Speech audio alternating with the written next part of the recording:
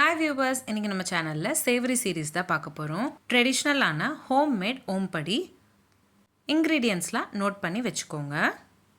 முதல்ல ஒரு பவுல்ல 1 கப் அளவுக்கு கடலை மாவு, 1/2 ஸ்பூன் காரத்தூள், 1/4 ஸ்பூன் உப்பு, 25 ml நெய் இது எல்லாத்தையும் சேர்த்துக்கிட்டு நல்லா மிக்ஸ் பண்ணிக்கோங்க. நெய் பதிலா நீங்க பட்டர் கூட சேர்த்துக்கலாம். ரொம்பவே சுவையா இருக்கும்.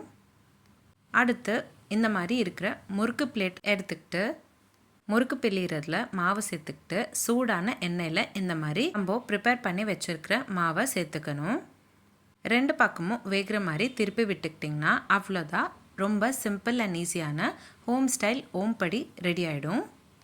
உங்களுக்கு இந்த வீடியோ பிடிச்சிருந்தா லைக் பண்ணுங்கள், ஷேர் பண்ணுங்கள். இதே மாதிரி டெய்லி ஒரு ரெசிபி பார்க்குறதுக்கு என்னோடய சேனல் சப்ஸ்கிரைப் பண்ணிக்கோங்க.